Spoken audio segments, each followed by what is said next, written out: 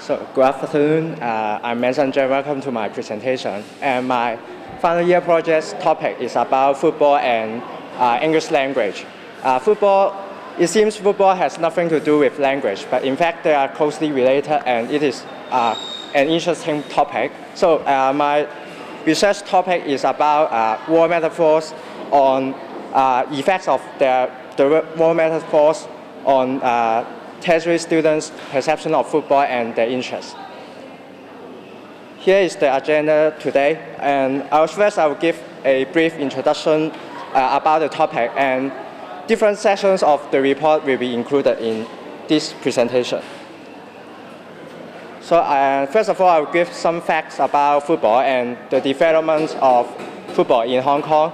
So millions of people involved in football activities, both on and off the pitch. So, according to Goldblatt, around half the planet, which is 3 million of people, watched the World Cup final in 2006, which is a staggering figure. And for the development in Hong Kong, this is introduced by British people in 19th century. So this is one of the earliest one of the earliest sports developed in Hong Kong. So people become love to watch overseas football match because of the advent of internet and television. So there are many football pitch built to meet the demand of football.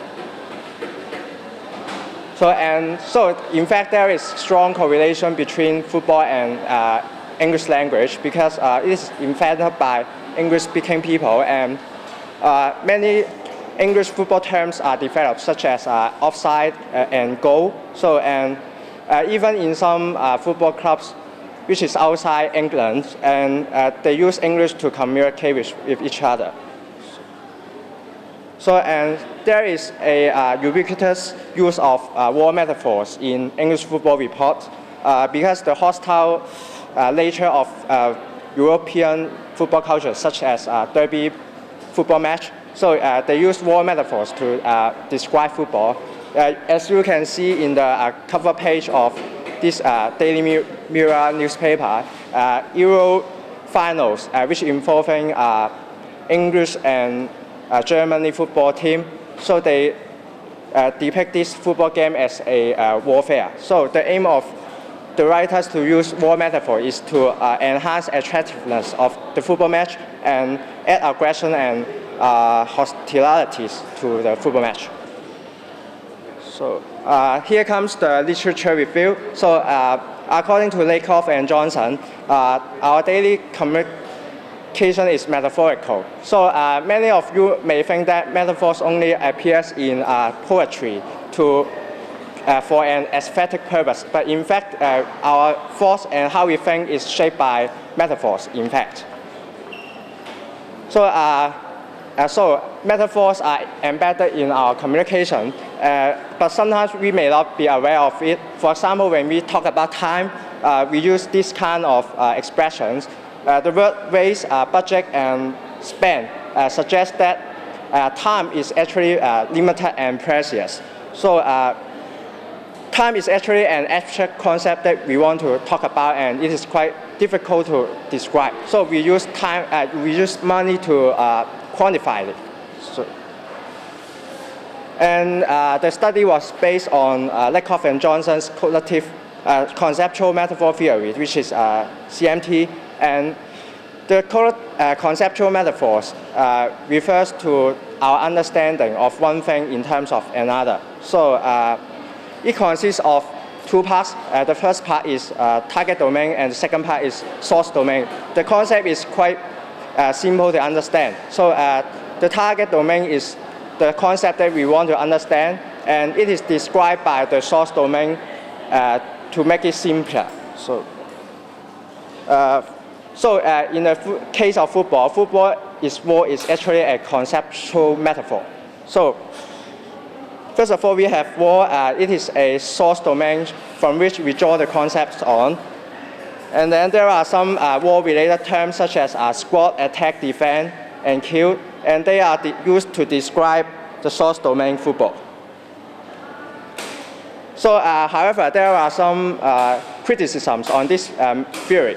So these two scholars criticize CMT overlooked the culture aspect because construction of metaphors is actually cultural based. For example, different people from different cultures may use metaphors that are according to their culture. For example, Spanish people may use bullfighting to describe football. And the second theory that the study was based on is Pragoja's metaphor in identification procedure. And it's a tool for recognizing metaphors, and it compares the basic meaning and the contextual meaning of a term. So the basic meaning is actually the meaning we can look up in the dictionary, while the contextual meaning is the meaning which fits in a particular situation. So based on the literature review, there were several aims and objectives in this study. So first of all, it investigates whether war metaphors may affect Hong Kong people's perception of football and whether they can arouse their interest in it. So there were two research questions. The first one, how are war metaphors used to describe football? And the second one is, can they affect their perception of football and finally arousing their interest in it? So here comes the methodology. The study includes two research methods. The first one is the analysis of war metaphors from The Guardian reports, which is a British daily newspaper. So it employed two theories. The first one is MIP to identify the war metaphors precisely, and the second one is CMT to see how the war elements are mapped onto the football events. The second method I used is questionnaire. 40 questionnaires were distributed to Hong Kong tertiary students aged 20 to 25, and keen football fans are excluded because they have good understanding of football already. So it partly followed Kellogg's approach. The questionnaire was attached a picture which is about a coach talking to his set of players. So they were given a choice of captions, which include militaristic and non-militaristic caption. So to see how they choose the caption.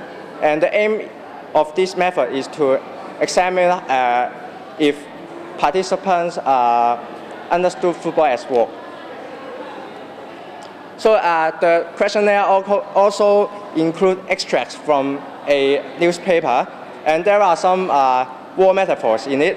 So after they read the article, there are some questions about how they perceive football, and so the aim is to see whether they can notice the war metaphor and whether war metaphor can be stimuli to attract the readers.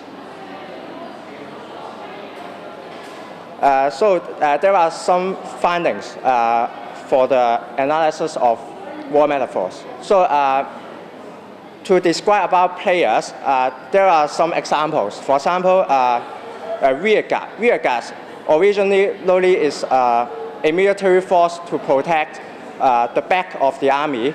So, but in the context of football, it describes the defender of a football match. So actions on the pitch. So attacking actions usually involves a football player and his ball. So for example, the transitive verb launch is used to describe a attacks to the territory. And the second one is AWOL. AWOL is the abbreviation of absence without leave, and it has a basic meaning of deserting the ball in the army without consent. So the contextual meaning here is to depict a player's poor defense. So there are some war elements to talk about the actions of the pitch. So for example, swoop and solitary forays. They talk about, originally they talk about attacking an opponent in war suddenly, but in this situation, in a transfer market, they talk about signing a player suddenly.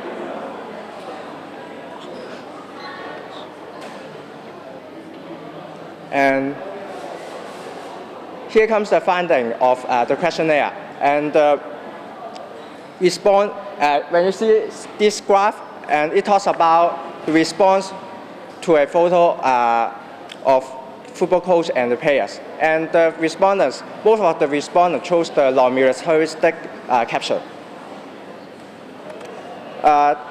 When you see this graph, it talks about, it revealed respondents' interpretation of football according to other sources. And it finds that they use, they interpret football according to their culture because they choose business and martial arts, most of them. And this chart shows that how they perceive football before reading and after reading the text. So after reading the text, they find it is more boring and complicated.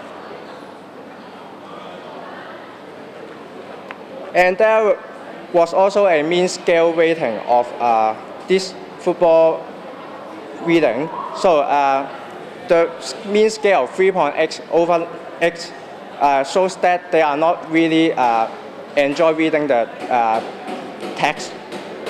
And compared to female, male found that the reading is more interesting. So after receiving the findings, there are some discussion part. So the discussion part of the analysis of war metaphors. The findings aligned with some studies, and writers use military language to describe football, and there are some subjective views from the writers. So it accounts for the ubiquitous use of war metaphors. For the questionnaire part, so it contrary to Lakoff and Johnson's study, because war metaphors, how they perceive war metaphors are not always universal but cultural based.